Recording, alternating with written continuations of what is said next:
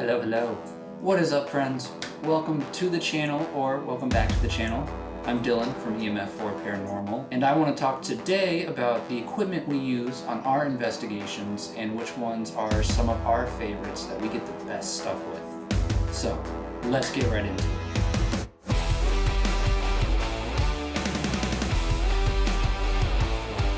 I'm sure you see, if you watch any paranormal content, you see a whole bunch of different pieces of equipment, including phone apps, REM pods, spirit boxes, music boxes, all that kind of fun stuff. Obviously, we don't have everything under the sun. We are getting there. This is just some of the stuff that we have acquired over the last year or so. We're gonna start off pretty simple with this. First one being the one that everybody knows about in the paranormal world, at least, but I'm also going to kind of explain what this one does.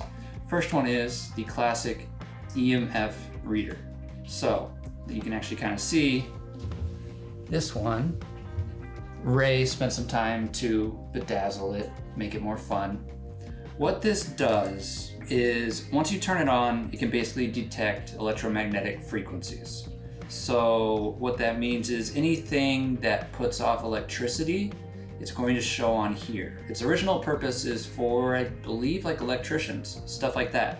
Like a good example is, I believe, if I hold my phone up to it, you can see it's gonna start to spike whenever I do things on it, just like that. Really, whenever you're in an abandoned place, a place that doesn't have electricity, which is a lot of the locations that we go to, and this does start going off, it gives a sense that there's something else in the air. During our investigations, we always like to leave our phones in the gear room.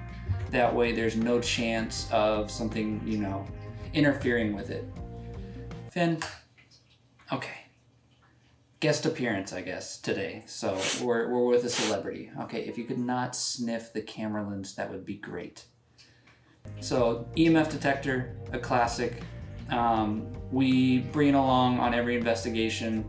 It's a good starting point if you're looking to get into investigating. We rarely will walk around with this one.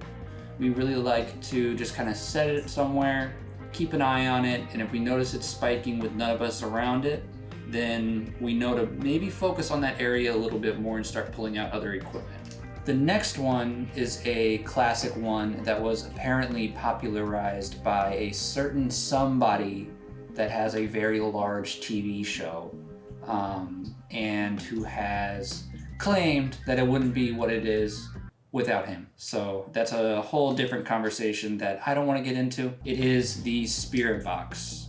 We have two of these. What it is it's that classic sound that you hear during paranormal investigations. Usually what we do, just to make it a little more obvious, is we pair it with a speaker like this, which this exact one you may have seen before. It's the one with the dial. I know groups like Project Fear use this one. I've seen it on a few other channels as well. It took me forever to try to find this speaker. It is on Ghost Stop. So if you are trying to find this speaker, it actually comes with the SB7T, and you get it as a combo pack, so you can hook them both up and have it a little bit louder and hear, you can just hear it better. These things don't get too loud on their own. Still workable. We used it on our first video at Glimbula before we had the speaker. Having that speaker just makes it a lot easier to understand if the spirits are trying to communicate. Another fun one with the spirit box is something you may have heard of called the Estus method. So the Estus method is where you're going to pair the spirit box with a simple blindfold. Doesn't matter what kind it is. Some of you might already have one. Not gonna say why, but hey, there you go. And then noise canceling headphones. We use the Bose Ultra Comfort. They come with a pretty heavy price tag, but the noise cancellation on them is phenomenal. If you have these on, you cannot hear a single thing that anybody around you is saying. It's also one of the few that you can use an actual cord with to plug directly into this. The only downside being you have to use the cord that came with the headphones. It's a 3.5 millimeter jack on one end and a really tiny one on the other. I'm not that technical, so I'm not going to get into what kind of jack that is. Very, very reliable headphones with a long battery life. I love these. I also use these for editing. These are like my daily headphones as well. But for the Estus method, they work fantastically. Highly recommend if they're within your budget. If not, I mean, we started off with a pair of Ray's pink gaming headphones. If you watch our old Glimbula video, those are the headphones we're using. You can see the little microphone on them. They get the job done. It's not about the gear that you have, as long as you're just out there seeing what you can capture and what evidence you can really get. So don't be afraid. Start simple. Grab the pair of gaming headphones you have. Grab a pair of the in-ear corded headphones. It doesn't matter what it is. We just like the noise canceling because we want to cancel out any variables about hearing what people are asking and then, suggestion to us on how to answer those questions. The Spirit Box has a lot of options with it. If you're looking for your first piece of gear, great option. Would highly recommend it. It is just a fun place to start. If you saw our Velisca video, I believe it was in part 1 in the attic, the creepiest laugh we have ever heard. It's one of our favorite clips from any of the videos that we've done. It scared the hell out of us, but it was a really, really cool moment for sure. And getting direct responses on it, it'll give you chills every single time. I know some people are hesitant on how realistic it is. What I can say is that it does depend on your sweep rate of it, because you can set how fast it's going through the channels. We usually do 200 to 250, right around in there. It just seems to be fast enough to not pick up normal radio stations, but we can still get stuff through it. Of course, occasionally, I'm sure maybe you've seen in our videos, we'll hear like lawyer or call now. We know that that's not a spirit. That is just a radio station doing what a radio station does. So you do have to be wary of that. Not everything that you get on a Spirit Box is going to be evidence. You always want to try to debunk what you're hearing.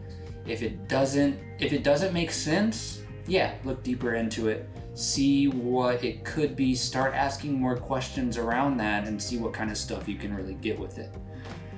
Okay, all right, another simple one that you may have seen. A lot of paranormal channels use this one. You can pick it up at basically any hardware store. It is the Maglight. The Maglight is personally one of my favorites because it is the coolest thing whenever you start getting direct responses on it. We have 2 of them. We kind of use it like a yes-no situation. And how it works, it's not a classic flashlight where you're pressing a button to turn it on. It is a twist to activate. You can see there. So with Maglight, there's a sweet spot with it where if I can get it being done, if you get it right on the edge of on and off, it'll give the spirit a chance to interact with it and get that light to turn on. It's in all of our videos. See, look, I just barely moved it, turned on. Our house is not haunted as far as we know. We investigated our house whenever we're bored. The Maglight is another great, cheaper option for gear. So if you're looking for something that is a very reliable source, this is a fantastic option. It works for us fantastically. It works for a lot of other people in the paranormal community. It's a great piece of equipment. Highly recommend this one. Another one that I'm sure you guys have seen on pretty much every channel is a digital recorder. No, we don't have the fancy, it's the silver one by Panasonic. What's it called? Hold on, I'm always having to look stuff up. The Panasonic RRQR 240 or whatever the heck it's called. It's the Japanese version of the Panasonic. They discontinued it because of the amount of creepy things that were coming through when people were using it.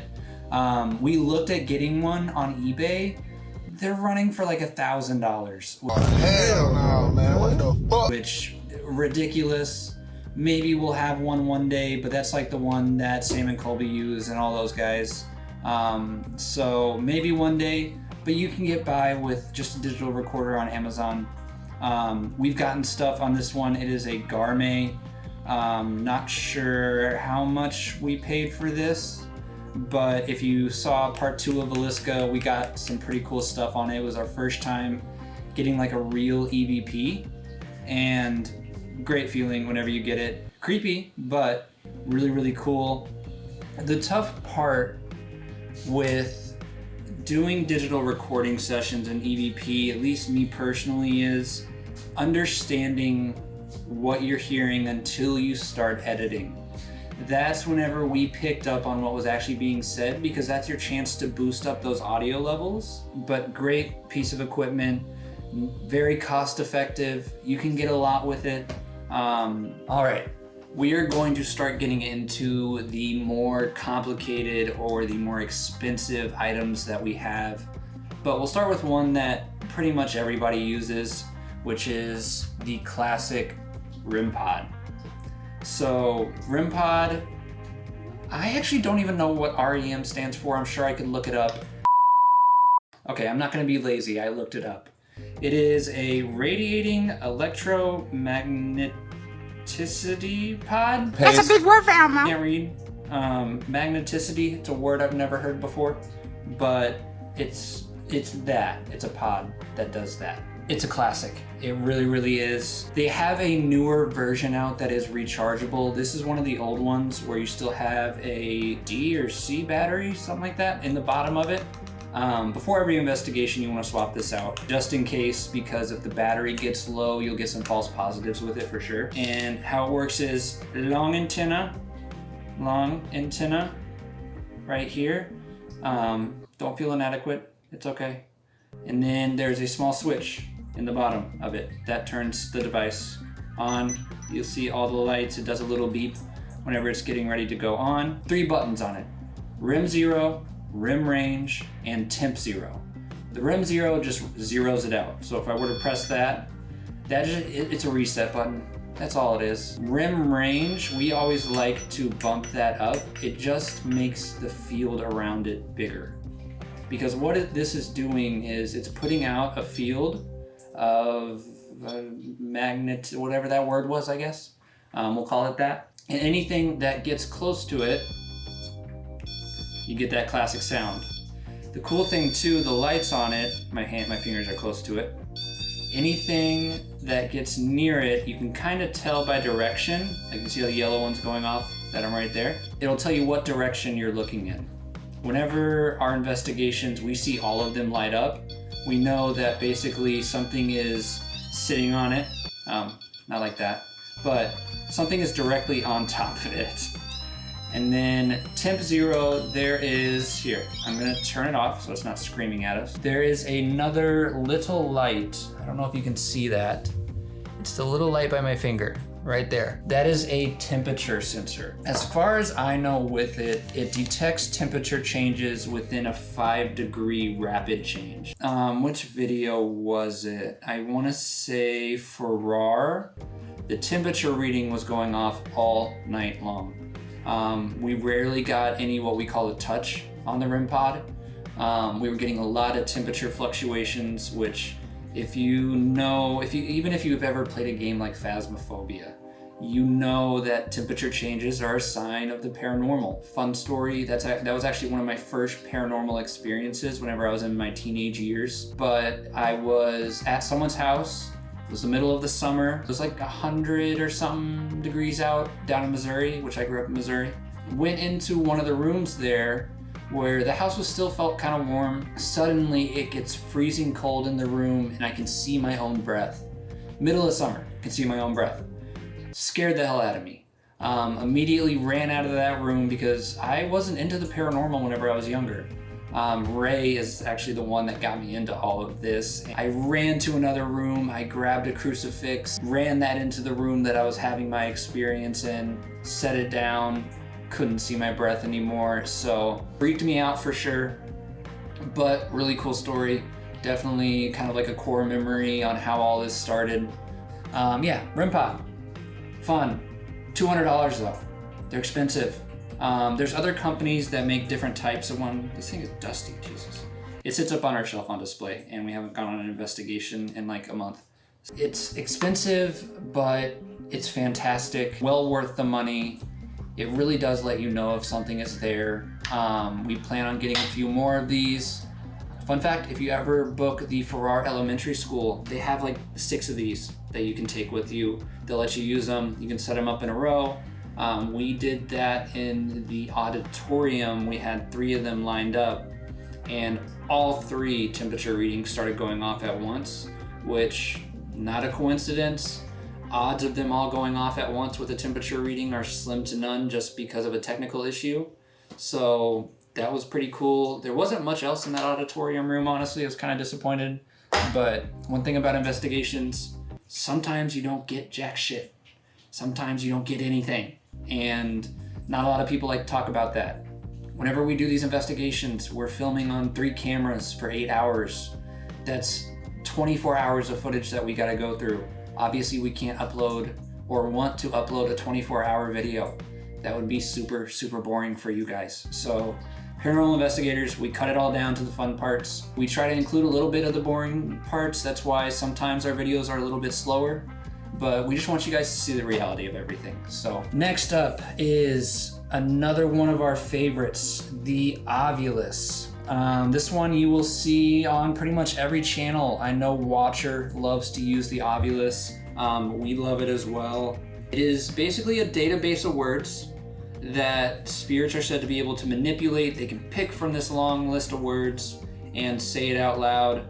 One thing, whenever you start it up though, it will automatically spit out a bunch of weird words. Like I'm gonna hit you can see the different options there, if it'll focus. Not really. But this one says A, B, C. So that's the dictionary. If I click that, Myself, garden. it's gonna spit out a bunch of random words at first. And that's just itself kind of synchronizing, feeling. One thing I have learned too, if you move this thing around a lot, it's gonna pick up on static electricity and it's gonna start spitting out words. It's a static piece of equipment, as far as I understand, and as far as I trust it, because you always want to go into these with a little bit of skepticism. There's a bunch of other settings that if you guys want, I can go through. If you want to try to have a direct conversation, there's been a few times, especially at Sheboygan Asylum, where we believe we were talking to a POW from the World War II camp there, because that spot was briefly a World War II camp, that it was like having a conversation with me and you. It was very direct responses. Everything checked out and made sense. It was fantastic. So we always bring the Ovulus. Anywhere we go, we'll use it on every investigation. We have a video coming out soon with a lot of really cool stuff with the Ovulus. Sorry, I had to burp. I'm disgusting, I know. Ovulus, fantastic piece of equipment. Keep an eye out for that video. It'll be the next one. I'm gonna wait to say the name officially because it's a spot in Chicago that we are the first YouTubers to get to investigate this spot, and it is one of the most iconic places in Chicago. Next one is the Dead Bell. The Dead Bell, we didn't have this until we went to Sheboygan, and anytime you go to one of these locations, they're usually gonna have one of their employees there, just because some paranormal groups have ruined it for everybody. They can damage the property, they can be rude, go places they're not supposed to go. Don't be that person whenever you go on these investigations, please. You ruin it for the rest of us that are really just trying to find evidence. Don't be a dickhead. The Dead Bell, I've heard that it is impacted by magnets and electronics. So, because I know that once it's on, if you hold a magnet up to it, it'll start dinging. But basically what it is there's this small dial here, and that's basically its sensitivity dial. Like if I were to crank this all the way up, what do I have that's magnetic? Oh, wait, hold on, 1 second. I have something. I have a magnet. Shout out to Ghost Hunters Equipment. Fantastic website, fantastic products. They do the the music box, they sell the SLS cam, but fantastic company, fantastic equipment, absolutely love them. They are fantastic people. If you are looking to buy equipment, look at them. They're right up there in my book with Ghost Stop. Amazing, amazing. Let's see here. If I can get it to go. I guess everything just hates me. Oh, wait. It might help. It's dead. Hold on, I'll be right back. 1 second. All right, it's got some power in it. So whenever you turn this knob, it starts going. See, I have it turned all the way up, so it's very, very sensitive right now. Usually what we do, and we need to put a little mark on it, is we go at the halfway point. So we'll turn it off. We know that the off point's here. Just kind of use our finger to gauge it. And the halfway point is kind of the sweet spot for it. If you just start cranking it, it's gonna start going off. We'll see if the magnet works now. It's not. Oh, yeah, see. I know whenever I read online about this, we got this from Ghost Stop. They said that's a good way to calibrate it and make sure that you're not having the sensitivity too high. Basically, if a magnet can set it off, it's too high. See, like whenever I just touched it, it went off. So it's one that you do have to kind of play with a little bit more and be skeptical. If it's going off like crazy, try turning down that sensitivity a little bit on it. That way you know you're not getting false positives on everything. Next up, new piece of equipment that we got. Has not been in any videos yet, but we are beyond excited to have this. I've been wanting this piece for so long. I know Ray has, Kenny has, Ryan has, all of us. It is the Paraforce PMB Pulter Tune, basically the music box. They have two different versions on Ghost Hunters equipment. They have the classic one that looks like a coffin. This one is a little more budget friendly. That's why we went with it. The music box, I believe, is $400. This one was $200. And basically what it does, you can see there's a small sensor right there, that little knob. Anything that comes within 5 feet of it, it's going to start playing music. They have a 5 foot and I think it was a 2.5 foot distance one. Same price either way. We went with the 5 footer. They basically made this one to be able to walk around with it. The normal sound, if I can talk, the normal music box is one that you kind of just have to sit down. This one with the 5 foot, it's a little more difficult to walk around with because obviously if you're going through hallways of some place and you're within 5 feet, it's going to start playing music. But what you do, hopefully I don't think that's 5 feet. I don't know. We have raised ceilings, so you turn it on, it plays that. It looks like it is within 5 feet, but if I can get it to go, all right, so if there's nothing within 5 feet of it, try to be careful here, it doesn't play. But as soon as something crosses it, it starts to play the creepy little tune that will scare the shit out of you if it's pitch black and dead quiet. So we are super excited for this one. Absolutely can't wait to use it. Hoping it's gonna be worth every penny. Basically, all it is, little on and off button. This is the part that plays the music. It's one of those old school cylinders with the little ridges and the teeth that kind of play the music. Fantastic. I'm so excited. I can't say that enough. It's gonna be amazing to use this piece. A little bit bigger than I thought it was gonna be, but that's completely okay. That's what she said. So yes, you will see this coming up in new videos. We are filming 2 videos next week, depending on when this video came out. We might have already filmed them. And then next month we have 2 videos getting filmed at some pretty cool locations here in Chicago. I think that's all we have on the schedule right now until I'll say at the end of the video what's going on later on this summer. That is all of the gear that we use. If I had to recommend like a Ghost Hunter starting kit, it would be an EMF reader, a Maglight, and a digital recorder, and a spirit box, honestly. because you can pick up. We have two of them. This one is the PSB7T. There's a regular PSB7. I know people like Ghost Stop and Ghost Hunters Equipment make like big fancy versions. We haven't gotten to play with those yet, but there's one cool one too. Jack Osborne, Ozzy's son, rest in peace, uses. At least I think it was him, and it looks like an old-time radio box. But there's a whole plethora of different types of spirit boxes out there that you can look into. As time goes on, we'll try to, experiment with different ones. We're always looking at more equipment. Another one that we don't own, Ryan is the one that brings these, is the classic little glowing cat balls. Personally, and this is only speaking for me out of the team, I'm a little skeptical of the cat balls. Velisca kind of changed my mind on that, because if you saw that video, I don't know if it was in part 1 or 2, I can't remember. There was one that was already at the house inside the attic, sitting in a doll's lap. And we were doing a session in the children's bedroom whenever Ryan kept noticing these flashing lights on the wall. Kenny went around to check it out, and one of the cat balls that was sitting in the doll's lap was just going off by itself.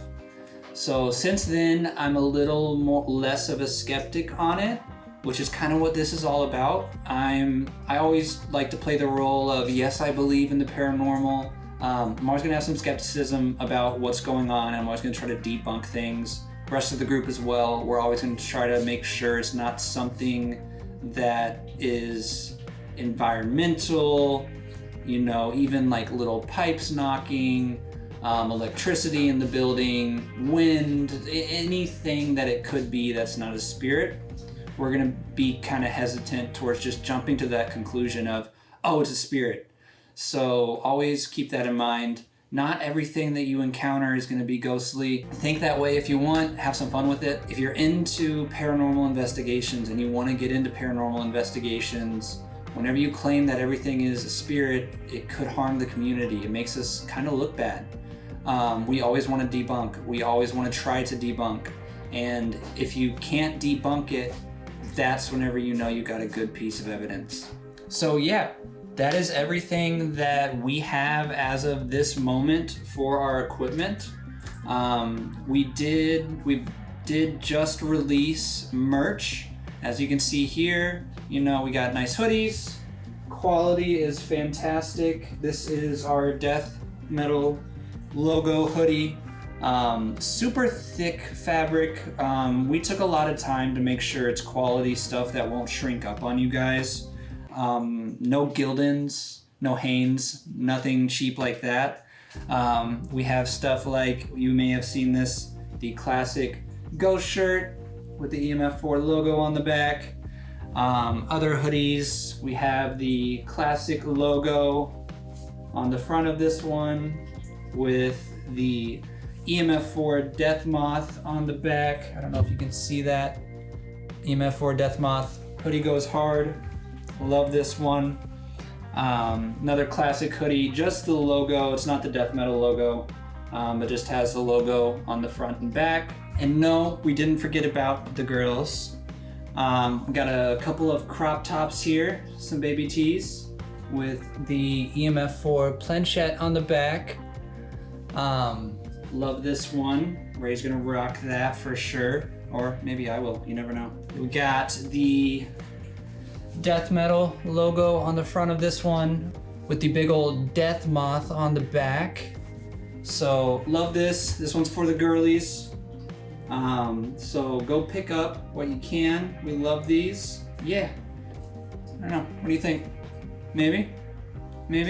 We'll see. Who knows? Get this video to like 1,000 likes and I'll post a picture of me in one of those.